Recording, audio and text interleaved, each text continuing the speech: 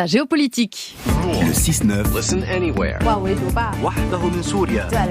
sur France Inter.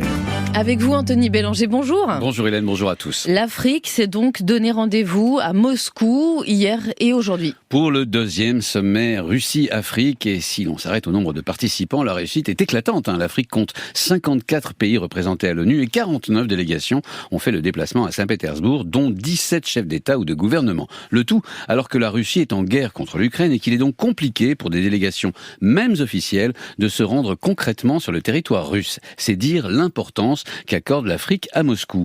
Alors évidemment, on peut mégoter et constater un sourire en coin que 2 fois plus de chefs d'État avaient fait le déplacement à Sotchi en 2019, ou rappeler que la France organise ce type de sommet depuis 1973 et en a 28 au compteur. La Russie a en plus annoncé vouloir livrer du blé gratuitement. Oui, c'est même l'annonce phare de Vladimir Poutine. Dès l'ouverture de ce sommet, 25 à 50 000 tonnes de blé seront distribuées gratuitement à 6 pays parmi les plus fidèles alliés de Moscou, dont le Mali, le Burkina Faso, la Centrafrique et l'Érythrée. Mais pour le coup, il ne faut surtout pas se laisser impressionner. Cette quantité de blé divisée par 6 pays, c'est à peine de quoi satisfaire les besoins de chacun d'entre eux pour quelques semaines. L'Ukraine, elle, a sorti l'année dernière 33 millions de tonnes de céréales par la mer Noire, de quoi nourrir 400 millions de personnes. De plus, la Russie a une longue tradition d'annonces non satisfaites, un peu comme pour les vaccins russes, vous savez, contre la Covid.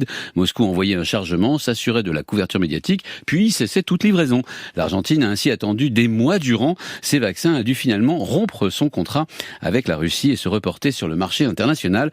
De la même façon, très peu des accords signés en 2019, lors du premier sommet Afrique-Russie, ont été finalement honorés. Grand diseux, petit faiseux, Moscou. Quelle est la présence économique de la Russie en Afrique ? Alors, comme partout dans le monde, la Russie, en Afrique, s'en tient à son triptyque d'excellence. Blé, armes, pétrole. À lui tout seul, Moscou accapare 40% des armes vendues en Afrique. Elle est aussi la première source de blé d'une bonne dizaine de pays. Reste que les chiffres sont cruels. La totalité des exportations de la Russie vers l'Afrique représente une vingtaine de milliards de dollars, soit 5 fois moins que celle de la Chine et beaucoup moins que la France, l'Allemagne, les États-Unis et même l'Afrique du Sud. Mais alors pourquoi l'Afrique se précipite-t-elle à Saint-Pétersbourg ? Il y a d'abord des raisons historiques. L'Union soviétique, lors des décolonisations, a soutenu diplomatiquement, aidé avec des armes et formé des générations entières de cadres africains.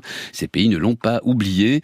De plus, beaucoup de pays africains ont à cœur de ne pas se laisser enfermer, comme à l'époque de la guerre froide, dans un choix binaire. À l'époque, c'était Occident ou Union soviétique. Aujourd'hui, ce serait plutôt Chine ou Occident. La Russie a en plus un petit avantage sur les autres puissances d'évasion, j'allais appeler ça, comme la Turquie ou l'Arabie Saoudite.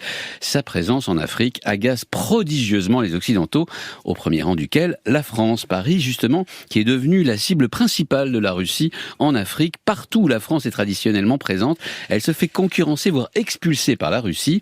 Humilier Paris, en Afrique en tout cas, c'est un jeu très prisé depuis quelques années à Moscou. C'était Géopolitique avec Anthony Bélanger.